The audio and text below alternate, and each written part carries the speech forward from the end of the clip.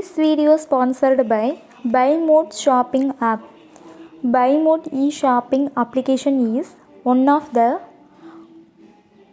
online shopping app now available on Play Store and App Store. BuyMode e-shopping. இந்த வீடியோவில் எதை பற்றி பார்க்க போகிறோம்னா பிரண்டையோட நன்மைகள். இந்தியா மற்றும் இலங்கையில் அதிகமாக காணப்படுகிறது.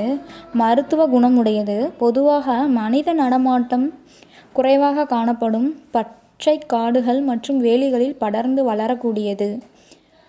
இதன் சாறு உடலில் பட்டால் அரிப்பையும் நமச்சலையும் ஏற்படுத்தும். இதன் வேர் மற்றும் தண்டு பகுதிகளோ பெரும்பாலும் மருத்துவத்திற்கு பயன்படுகின்றன. இதில் நிறைய வகைகள் இருந்தாலும் 4 பட்டைகளை கொண்ட சாதாரண பிரண்டையே அதிகமாக கிடைக்கிறது.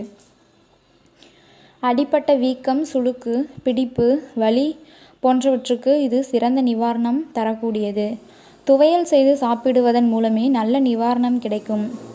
இதன் துவையல் உடல் சுறுசுறுப்பை அதிகரிக்க செய்யும், ஞாபக சக்தியை பெருக்கும், மூளை நரம்புகளை பயன்படுத்தும், எலும்புகளுக்கும் சக்தி தரும், ஈறுகளில் இரத்த கசிவை நிறுத்துவதுடன் வாய்ப்பை பிடிக்கும் போக்கும்.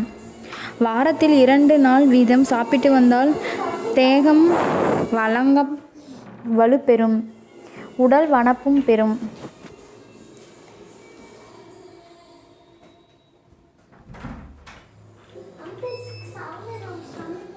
எலும்புகள்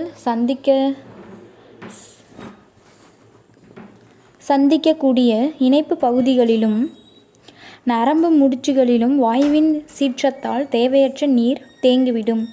இதன் காரணமாக பலர் முதுகுவலி, கழுத்து வலியால் அவதிப்படுவார்கள்.